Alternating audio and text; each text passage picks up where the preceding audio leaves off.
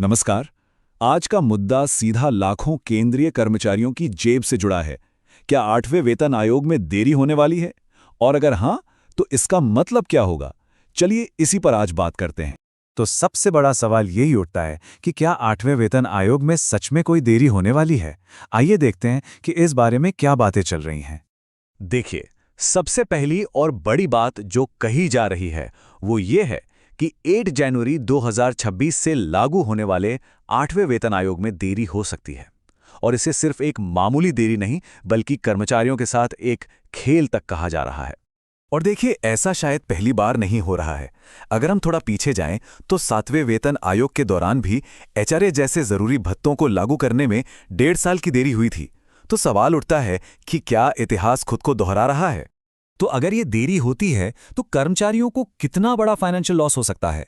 इसे समझने का सबसे अच्छा तरीका है एक भत्ते का उदाहरण लेना, मकान किराया भत्ता यानी एचआरए।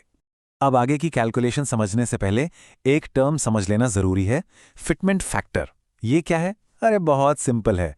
ये बस वो नंबर है जिससे मौजूदा बेसिक सैलरी को गुणा करके नई सैलरी निकाली जाती है, और इस पूरे हिसाब किताब के लिए इसे 2.1 माना गया है।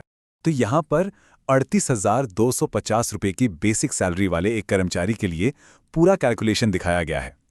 ये एक स्टेप बाय स्टेप तरीका है जिससे ये पता चलता है कि असल में नुकसान कितना हो रहा है। और जो नतीजा सामने आता है वो चौंकाने वाला है। सिर्फ एचआरए में देरी की वजह से एक कर्मचारी को साल 2026 में ही करीब 93,636 रुपए का सीधा नुकसान हो सकता है। और ये तो सिर्फ एक साल का आंकड़ा है। पर बात यही नहीं रुकती। अगले साल मतलब 2027 में 3% की जो सालाना बढ़ोतरी होती है उसे मिलाकर ये नुकसान और भी बढ़ जाएगा, लगभग 96,445 रुपए तक। तो अगर हम इन दोनों सालों का नुकसान जोड़ दें तो सिर्फ एक कर्मचारी को, वो भी सिर्फ एचआरए में देरी की वजह से, करीब 1,90,000 रुपए का नुकसान हो सकता है। ये एक बहुत बड़ी रकम है ना? अब सवाल ये है कि क्या ये सारा नुकसान सिर्फ एचआरए तक ही सिमटा हुआ है? जी नहीं, ऐसा नहीं कहा जा रहा है। देखिए, एचआरए तो बस एक एग्जाम्पल था। बात यह भी हो रही है कि ट्रांसपोर्ट अलाउंस यानी टीपीटीए जैसे दूसरे भत्तों का एरियर भी शायद ना मिले, और अगर ऐसा हुआ तो कर्मचारियों का कुल फाइनेंशियल लॉस और भी बढ़ जाएगा। अब एक और गंभीर मुद्दे की तरफ बढ़ते हैं।